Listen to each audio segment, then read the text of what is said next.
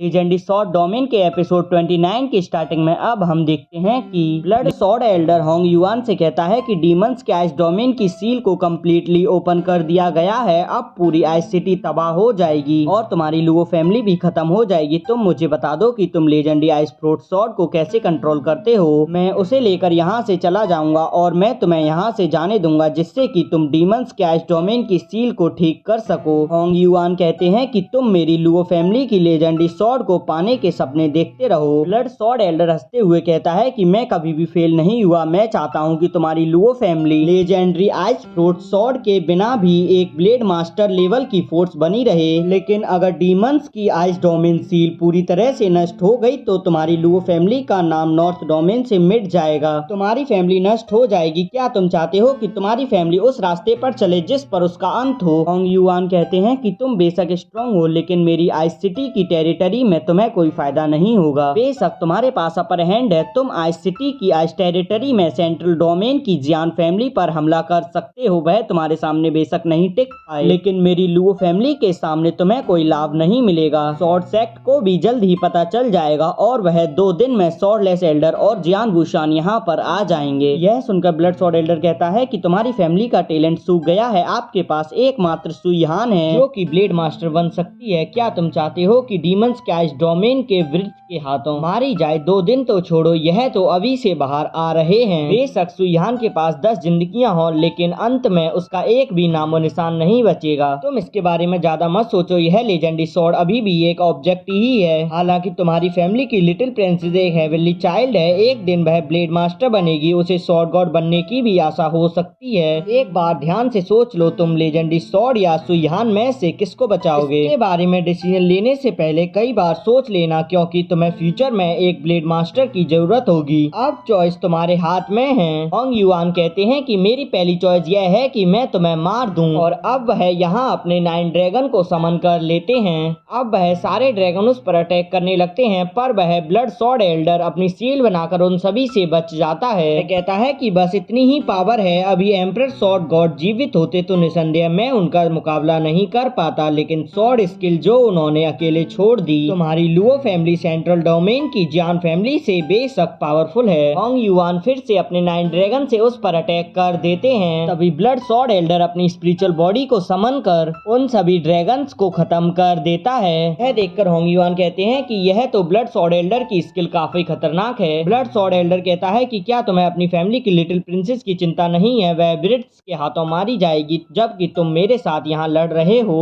Hong yuan सोचते हैं कि मेरे एंसेस्टर आइस एम्परर का स्टैचू जब तक यहाँ खड़ा है तब तक हान ज्यादा खतरे में नहीं है। जल्दी हो सके उतनी जल्दी ब्लड सॉर्ड एल्डर को दूर भगाना होगा। अभी ब्लड सॉर्ड एल्डर कहता है कि करंट सिचुएशन के हिसाब से हम कुछ और दिनों तक युद्ध कर सकते हैं बिना किसी प्रॉब्लम के, लेकिन क्या आपकी ग्रैंड डॉटर के पास इतना टाइम है? तभी होंग युआन उस पर ice emperor sword shadow skill का इस्तेमाल करते हैं। सॉर्ड एल्डर भी उनके अटैक को रोक लेता है। युआन को पता चलता है कि आइस एम्परर के स्टैचू पर अटैक किया जा रहा है। ट्रेजर ग्राउंड में भी बैटल चल रही है। दोनों के बीच कॉम्बैट फाइट होने लगती है जहां वह एक दूसरे से अपनी स्वॉर्ड से फाइट कर रहे होते हैं। हम ट्रेजर ग्राउंड में बहुत सारे क्रिएचर्स को आते हुए देखते हैं जो कि छोटे छोटे होते हैं। लू येन अपनी स्वॉर्ड से वहां खड़े डीमन बीस्ट को मार देता है। यह सब कुछ बाहर उड़ रहे छोटे छोटे क्रिएचर देख रहे होते हैं और अब स्टैचू में से भी काफी पावर निकलने लगती है और यह एपिसोड यहीं एंड हो जाता है।